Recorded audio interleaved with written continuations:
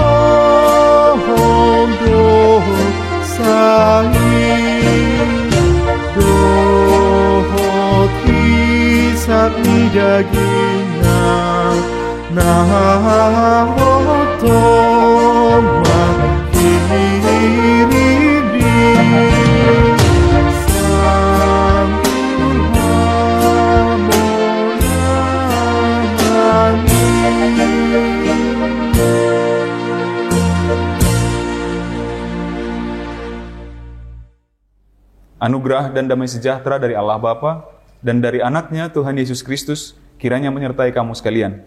Amin. Kami mengenang firman Tuhan untuk kita pada pagi hari ini tertulis dalam kitab Rut pasal 2 ayat 12.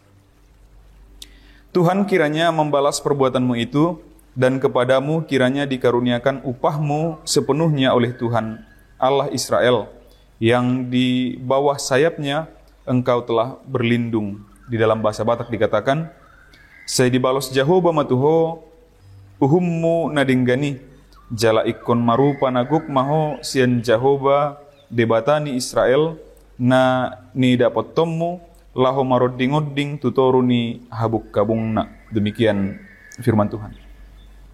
Persoalan balas-membalas, Amang Inang. Bahkan sampai ada orang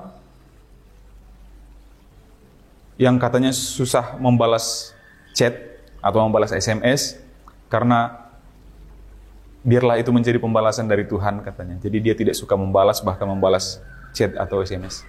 Itu mungkin sebuah jokes atau sebuah candaan dari orang, tapi setidaknya itu sudah melekat di mayoritas orang-orang Kristen, seharusnya untuk semua orang Kristen, bahwa pembalasan adalah milik Tuhan. Di beberapa gereja HKBP ada penyampaian ucapan terima kasih kepada tuan rumah pertangyangan setelah selesai ibadah pertangyangan. Kalau umumnya di HKBP setelah acara pertangyangan ada ramah tamah atau kadang ada yang bikin makan malam bersama. Lalu setelah itu ada ucapan terima kasih sebelum jemaat bubar begitu. Jadi ada terima kasih dari jemaat, mewakili jemaat kepada tuan rumah yang telah menyediakan tempatnya sebagai tempat pertangyangan. Template dari kata-kata di sana adalah seperti itu. Biasanya untuk yang terakhir adalah untuk makanan. Mauliati ma disipanganon na tabu nanang nilihamu na dihami. Bosur hami mangan. Saya itu hatta mama lossoni gitu. Jadi untuk kebaikan-kebaikan biasanya akan dimintakan, didoakan supaya Tuhan membalaskan kebaikan itu juga begitu. Anehnya tidak sedikit orang Kristen Amang Inang yang ketika dia dijahati oleh orang-orang lain, maka dia bertekad harus membalaskan. Jadi pun hukum mata ganti mata, gigi ganti gigi adalah hukum di perjanjian lama, tapi orang-orang kita sekarang sadar tidak sadar masih menganut itu. Harus kubalas sesuai dengan apa yang dia bikin. Dia mempermalukanku, dia harus kupermalukan. Dia melakukan ini padaku, akan kulakukan seperti itu padanya. Jadi masih ada beberapa orang yang berpikiran untuk melakukan hukum pembalasan tersebut dari dirinya. Padahal kita tahu, kita sudah imani, atau setidaknya ketika di masa-masa tenang, kita akan berkata bahwa oke, pembalasan milik Tuhan. Dan pada umumnya kita akan katakan kebaikan pun akan dibalaskan oleh Tuhan. Walaupun di dalam kekristenan kita akan katakan bahwa perbuatan baik bukan untuk mengharapkan balasan, tetapi karena kita sudah lebih dahulu menerima kebaikan. Di dalam kitab ini, perikop ini, mengenang ini adalah mengenai kisah Rut yang diapresiasi oleh Boas. Dia dipuji oleh Boas karena pengalaman masa lalunya yang seharusnya dia bisa saja kembali ke kampungnya yang dia adalah seorang Moab, seorang kafir. Kemudian dia ditinggalkan oleh suaminya. Sekarang mertuanya akan balik ke kampungnya, ke Yerusalem, ke Israel. Maka dia dipersilahkan untuk, ya sudahlah, biarlah pulang ke kampungmu. Karena pada saat itu Israel memandang orang-orang pada zaman itu, tidak hanya Israel, tapi orang-orang pada zaman itu menganggap perempuan itu sebagai golongan masyarakat nomor 2. Apalagi, mohon maaf, dia adalah seorang janda. 2 orang janda, yang dimana salah satunya adalah seorang kafir, tentu akan dipandang sebelah mata nanti di Yerusalem. Itu yang mereka bayangkan. Tapi ternyata, kita ingat itu, janji yang sangat luar biasa. Aku akan mengikut engkau, kata Rut kepada mertuanya. Maka, bangsamu akan menjadi bangsaku, Allahmu akan menjadi Allahku. Itu yang kemudian dia janjikan, janji yang sangat memorable, yang sangat-sangat sulit untuk kita pasti untuk lakukan dan untuk ungkapkan. Dan inilah yang disampaikan oleh Boas kemudian kepadanya.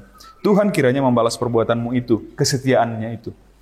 Dan kepadamu kiranya dikaruniakan upahmu sepenuhnya oleh Tuhan Allah Israel, yang di bawah sayapnya engkau datang berlindung. Dan apa yang terjadi, Manginang? Kesetiaan yang telah ditunjukkan oleh Rut, baik kepada mertuanya, baik kepada Allahnya, baik kepada bangsa Israel, berbuah yang sangat luar biasa, yang tidak pernah terbayangkan oleh siapapun. Dia yang seorang Moab, yang seorang kafir bagi bangsa Israel, ternyata menjadi penarik garis keturunan bagi tokoh-tokoh penting, termasuk nanti Raja Daud, termasuk nanti sampai ke perjanjian baru kepada Yesus Kristus. Seorang Moab yang kafir itu, karena memegang teguh tentang janji, maka Tuhan balaskan kepadanya kesetiaannya dan sampai keturunan-keturunannya. Mari kita juga bisa berlaku setia, walaupun itu adalah output dari rasa sukacita kita kepada Tuhan, tapi Tuhan juga akan apresiasi kita juga, akan melihat juga perbuatan-perbuatan baik itu di dalam kehidupan kita. Amin. Kita bersatu dalam doa. Terpujilah Engkau ya Allah Bapa atas segala anugerah-Mu kepada kami hingga pada saat hari ini. Terima kasih atas firman-Mu yang mengingatkan kami bahwa Engkau ya Bapa tetap juga melihat segala tindakan kami, perbuatan kami. Untuk itu ajarkan kami tetap berbuat baik sebagai ungkapan syukur kami karena Engkau telah terlebih dahulu berbuat baik kepada kami. Berkati segala aktivitas kami di dalam sepanjang hari ini ya Bapa. Biarlah kami dapat menjalankannya dengan penuh sukacita dan damai sejahtera dan sembari memuliakan Nama-Mu melalui segala pekerjaan dan aktivitas kami. Di dalam nama anak-Mu Tuhan kami Yesus Kristus, kami berdoa dan mengucap syukur. Amin. Demikian renungan pagi kita untuk hari ini yang mengenang. Sampai jumpa di hari esok. Selamat beraktivitas. Tuhan memberkati. Horas.